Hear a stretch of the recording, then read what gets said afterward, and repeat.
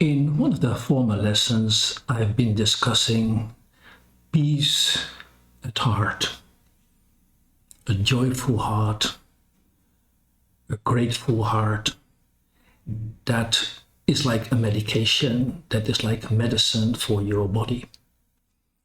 How can we help people getting that peaceful heart while circumstances are disturbing? And so I'll take two examples from my own life where my peace was disturbed and how, with the help of God and hearing His voice, I came back to peace. And you'll come to the conclusion that hearing the voice of God and helping people to start to hear the voice of God is a solution for a lot of problems. Because when you start hearing the voice of God, that voice comes with His presence and it brings peace. Many years ago, I made a walk in the forest and I'm praying in tongues loud. I'm trying to listen to the voice of God. And suddenly the Lord spoke to me and says, very soon, two people are going to betray you in a very painful way. I was shocked about what He said, so I immediately asked, who, Lord? And He didn't answer. The next day, I got a phone call from a friend. He and me were together in a charity, in his charity. I was on the board of his charity, and he was on the board of my charity. It was about the publishing house. And he called me and says, I urgently need to see you. So, okay, we agreed on meeting one another halfway in a road restaurant. And so I met him and his wife. And this was their message. We want to separate from you. We want to unfriend you, not just on Facebook, but we want to unfriend you in life. So we want a kind of separation. And they said, we want you to leave the board of our charity, and we are going to leave the board of your charity. And so we want a separation, and we want to stop having contact with you. I was completely surprised. I thought, what is that? So I told him, like, why? What is the reason for this? And so the man says, it's because you do not always agree with us. I said, well, that's what friends are for. When you're planning something, making a decision, and I think it's not the right decision, it is not good for you, I say, well, you shouldn't do that. And so he reacted like, we don't need your comments, we don't need your opinion, we have our own opinion. And if something goes wrong, that is early enough that we find out ourselves it wasn't working, and we don't need your advice on that beforehand. I was quite shocked. Okay, so I went home and we did the formalities. And that afternoon, I made again a walk in the forest. And I started complaining to God. It says, Lord, this is not righteous. You know what I did for those people. I helped them. I encouraged them so many times when they were down. I cheered them up. I even took them on holidays. We did things together. And so this is so unjust, the way they treat me now, the way they betray me. And so I did my portion of complaints, and then I asked, like, what's your opinion? And this is what happened. For the first time in my life, I saw the finger of God. Did I see it for real? No, it was like a visionary thing, but it was something I strongly felt. And He said to me, Gordon, I love them, so you will love them. And they are very broken and wounded people. And so when He spoke to me and His words touched my heart, I immediately decided to forgive completely and not to hold any grudge or any disappointment in my heart, but to forgive them completely. It took some years. Years later, they sent me a message and they said, well, Gordon, we are now in a country where you are active as a missionary. And everybody is asking us, do you know Gordon? And of course we said, yes, we know him. And then people start saying beautiful things about you. Isn't he a great guy? Isn't he a wonderful man of God? And yeah, what should we say? Of course, we confirm that, yes, he's a wonderful man of God. But it's burdening our conscience because we separated from you and we had a bad opinion about you. We were angered with you. And now we are in some way forced to say that you're a wonderful man of God. And so, we have to come back on our decision that we don't want any contact anymore. And so in some way we need to reconcile. I'm happy that that happened, and I was ready for that for some years.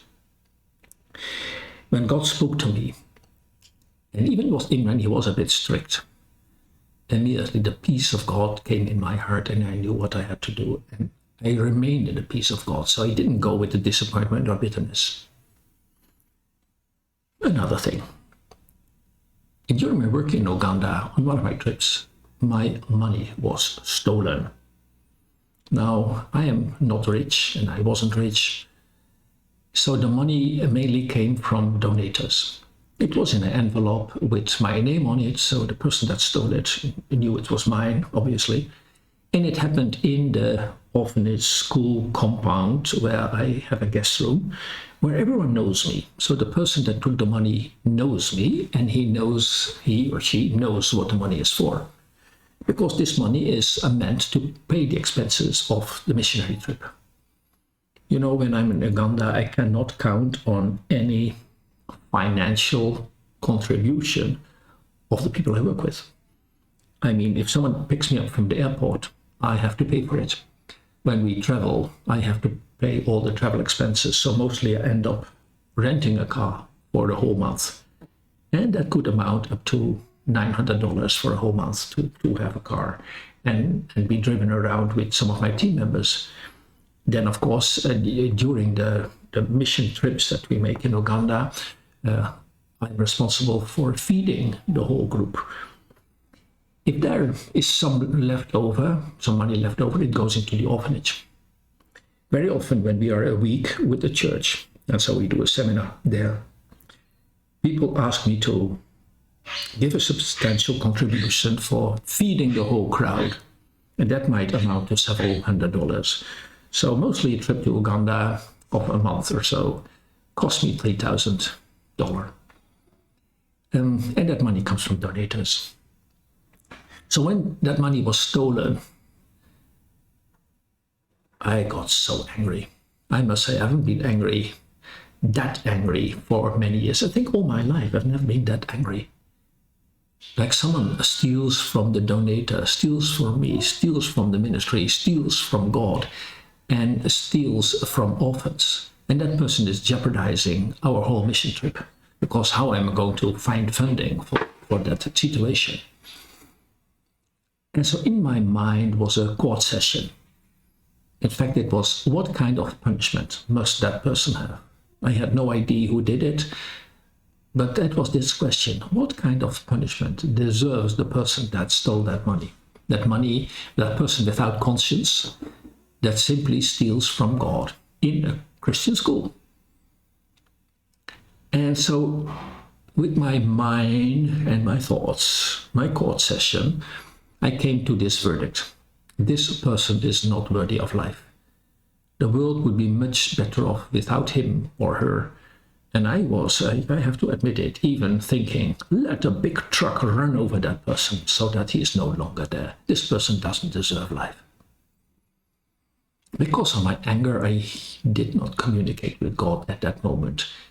And it was only after 2 days that I said, Lord, forgive me that I was so upset. I really need to hear your opinion about this.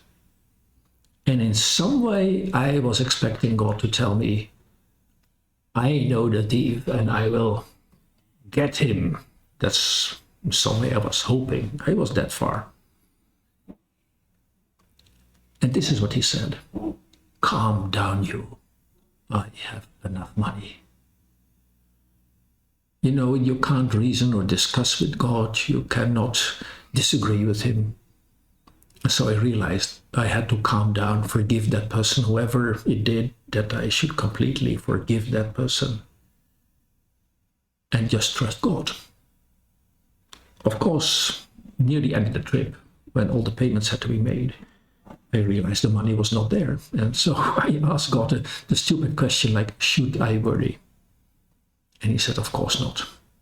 To be honest, I asked the next day, should I worry? And he says, no way. And on the very last moment, I received an email from England, and this is what it said.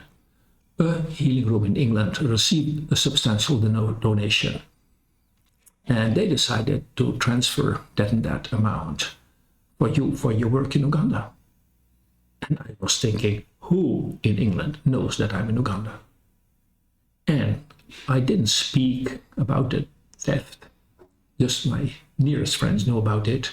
I did not put it on Facebook, so no one in the world, in fact, knew about the stolen money. And suddenly, the right amount was transferred to us. Like a miracle. Why would someone in England send money to me? How would someone have the idea that I might need that kind of money? Yeah, I kept the peace of God. I returned into the peace of God. A few years later, we got money to buy a ministry car, so a minibus, like a minibus that could travel with the whole team. And after using it a few times, it was stolen. Of course, I was upset for an hour, maybe. I was quite upset, like how can we continue with our ministry? How can we fulfill our promises to travel there? How can we do without a car? But within an hour, I was back in the peace of God. I was back in his joy. I was in his presence. By this kind of communication with God, the peace of God stays on me. And I think it's one of the reasons why I'm relatively healthy. So when we're ministering to people that are missing this peace, we really should teach them how to hear the voice of God. We've spoken about this in the first lessons.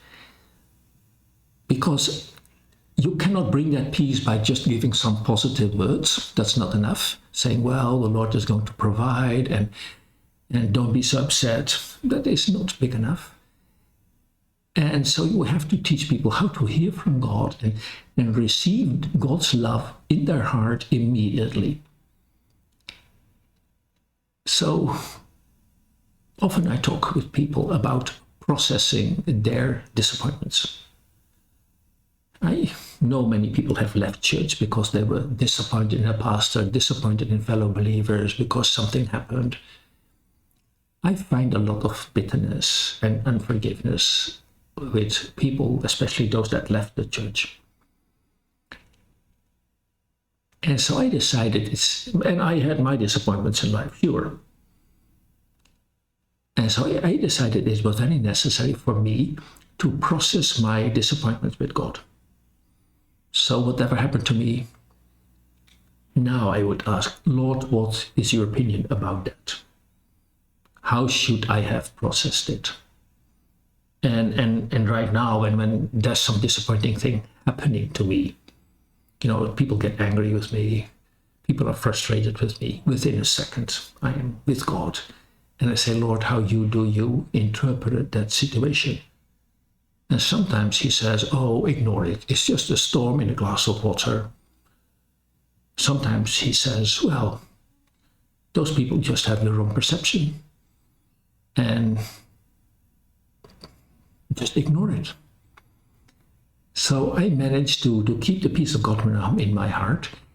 And I found it's necessary that we teach our visitors, people that come from ministry, that we teach them how to get and keep the peace of God in their heart, because that guarantees their health as well. And so I think this is very important. And so in other lessons, we are going to speak deeper on this, especially when it's about rejection issue, because the ultimate healing of rejection and self-rejection is hearing the voice of God for yourself. Amen.